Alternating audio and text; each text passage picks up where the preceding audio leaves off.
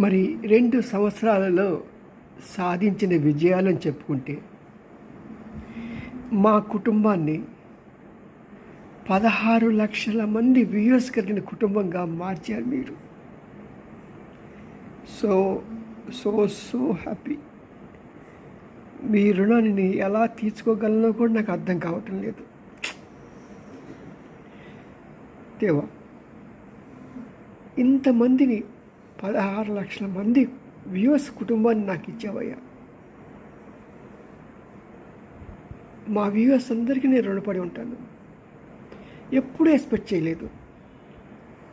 మరి ఈ వయసులో, అంటే నేను సుమారు 69 సంవత్సరాల వయసులో మొదలుపెట్టిన ఈ యొక్క ప్రస్తావనలో నా కుటుంబాన్ని దేవుడు 16,00,000 వ్యూవర్స్ కుటుంబంగా మారుస్తాడని, మరి ఈ కుటుంబాన్ని జాగ్రత్తగా నేను ముందుకు తీసుకెళ్తూ వారి యొక్క ప్రతి స్పందనను, ప్రతి ఒక్క ఆలోచనను, ప్రతి ఒక్క భావాన్ని నేను అర్థం చేసుకుంటూ నా కుటుంబ సభ్యుల్ని ఇంకా సంఖ్య పెంచుకుంటూ ఈ రోజున 16,00,000 మంది వ్యూవర్షిప్ కలిగిన నా కుటుంబాన్ని రాబోయే రోజుల్లో 16,00,000 కాదు 160,00,000 వ్యూవర్స్ కుటుంబం కలిగిన దానిగా మార్చుకోవటానికి నేను ప్రయత్నం చేస్తాను. నాతో పాటు మీరు కూడా ఉంటారు.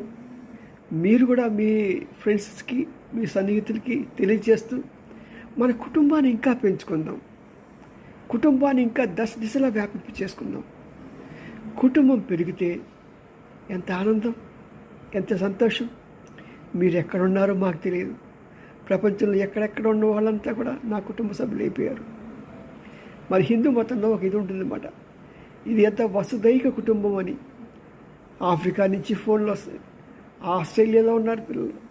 అదేవిధంగా తండ్రి ఎక్కడ చూసినా సరే అక్కడ మాకున్నారు.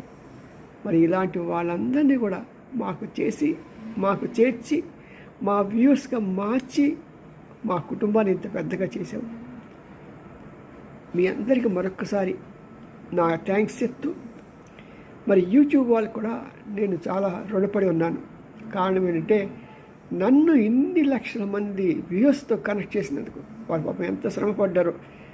నేను పెద్దవాడికి కనిపిస్తాయి కానీ నేను చాలా చిన్న పిల్లవాడిని. కారణం ఏంటంటే నాకేమీ తెలియదు. మరి ఏమీ తెలియని సమయంలో పాపం వాళ్ళు నన్ను చేయి పట్టుకుని నడిపిస్తూ నా ఛానల్ బంద్ కాకుండా చూసి నడిపించారు. దానికి మరొకసారి థ్యాంక్స్ చెప్తూ నా గ్లోబల్ కుటుంబం